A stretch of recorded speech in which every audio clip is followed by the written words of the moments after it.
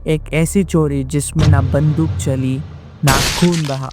एक ऐसी लूट जिसमें गन की बजाय कीबोर्ड यूज हुआ। फरवरी 2016 दुनिया का सबसे बड़ा सिक्योर बैंक, इसका नाम था federal reserve bank of New York, के अंदर कुछ एक ऐसा हुआ जो इतिहास बन गया।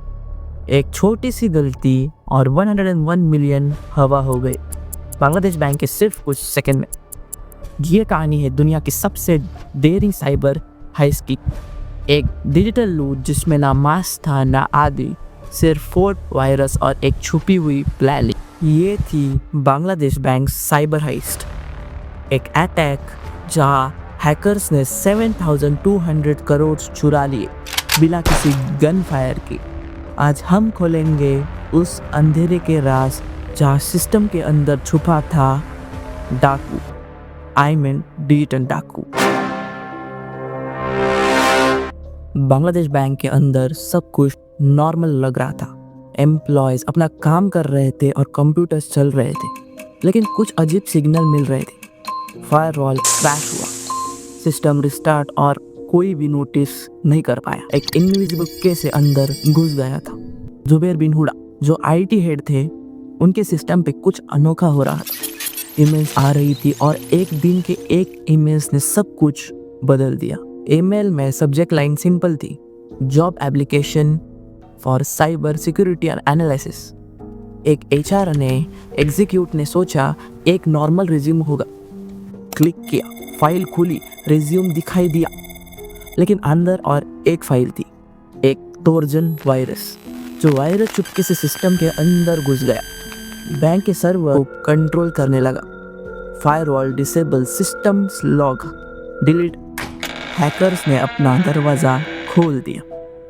अब बांग्लादेश बैंक का पूरा नेटवर्क उनके कंट्रोल में था और कोई नहीं जानता था अब क्या हो। New York federal bank. बांग्लादेश में फ्राइडे को बैंक बंद रहते और हैकर्स ने इस टाइमिंग का फायदा उठाया। रात के 1 बजे शिफ्ट सिस्टम के एक रिक्वेस्ट आई, $20 मिलियन ट्रांसफर टू श्रीलंका। फिर दूसरी, फिर तीसरी, और ऐसी छोटी छोटी ट्रांसफर रिक्वेस्ट से मिलकर $951 मिलियन तक पहुंच गए। ये सब request federal reserve bank of New York को भेजे गए। सब कुछ अजीब लग रहा था, सिग्नेचर कोड सब परफेक्ट। एक छोटी सी स्पेलिंग मिस्टेक ने फाउंडेशन को लिखा गया था फंडेशन।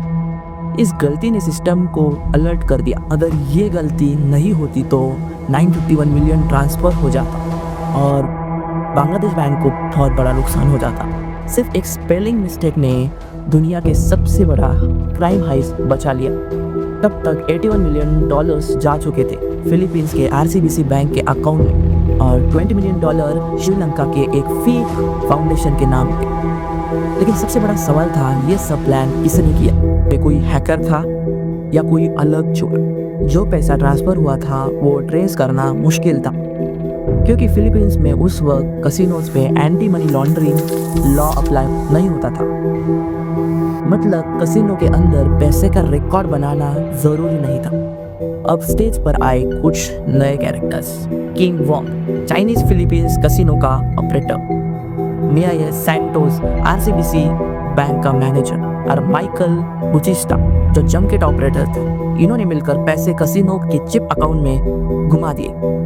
पैसा कैश बना, चिप बना और फिर क्लीन हो गया। यह था पैसे का डिजिटल मैजिक शो, जहां ब्लैक मनी व्हाइट बन गया। सीसीटीवी कैमरास ने ब्लर फेस दिखाए, ट्रांजैक्शन डिसअपीयर हो गए और हैकर्स के फुटप्रिंट इरेज हो गए। 6 फरवरी 2016 बांग्लादेश बैंक ढाका। मंडे की सुबह जब ऑफिशियल ऑफिस आए तो सिस्टम हैंग था। एक आईटी ऑफिसर ने शिफ्ट लॉग चेक किया और आंखें पलट गई, क्योंकि ट्रांजैक्शन ऑथराइज थे। $1 मिलियन के ट्रांसफर मिल रहे थे। उन्होंने तुरंत फेडरल रिजर्व बैंक को, बैंक ऑफ न्यूयॉर्क को मैसेज भेजा, stop all transaction, our system is compromised. पर देर हो चुकी थी। एक गलती जो स्पेलिंग और दुनिया की सबसे से बैंक ने ब्रेक मार दिया। अगर वो टाइपिंग की गलती नहीं होती तो 70,000 करोड़ का लूट सक्सेसफुल होता। 9 फरवरी को एक न्यूज लीक हुई, हेडलाइन चल गई, Bangladesh bank heist, 100 million cyber thief link of Philippine accounts. अब शुरू हुआ investigation of Bangladesh bank. FBI और साइबर सिक्योरिटी फायर आइज ने मिलकर एनालिसिस किया। डिजिटल फुटप्रिंट्स एक ही जगह जाके रुक गए, वो थे नॉर्थ कोरिया। यानी अटैक पीछे से हुआ, जिसका नाम था लजार्डस ग्रुप, एक स्टेट स्पॉन्सर हैकिंग गैंग जिसे नॉर्थ कोरिया गवर्नमेंट भी सपोर्ट करती थी। ये हैकर सिर्फ पैसा नहीं चुराते थे, ये डिजिटल दुनिया में जंग करते थे। इन्होंने पहले भी सोनी पिक्चर्स पे अटैक किया था 2014 में। अब उनका टारगेट था ग्लोबल बैंकिंग सिस्टम। रिपोर्ट के मुताबिक कुछ हैक साउथ एशिया में भी थे।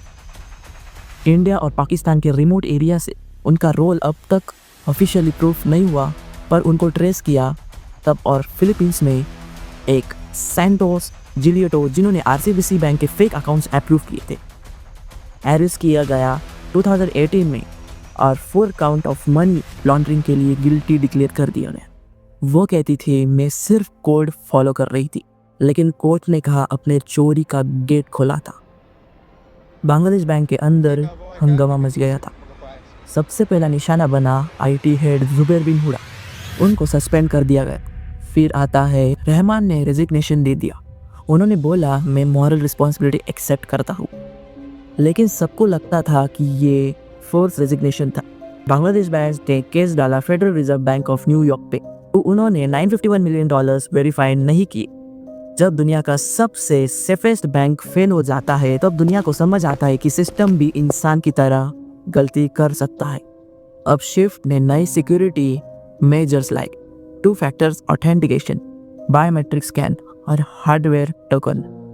IMF ने वार्निंग दी कि डिजिटल देश डिजिटल रिस्क के साथ आते हैं। ये कहानी सिर्फ एक चोरी की नहीं थी, ये एक सिग्नल था कि अब जंग भी कीबोर्ड से लड़ी जा रही है। बैंक वॉल सिर्फ लोहे के नहीं, अब फायर वॉल के पीछे भी होते हैं। और हैकर सिर्फ क्रिमिनल नहीं, डिजिटल वॉरियर है।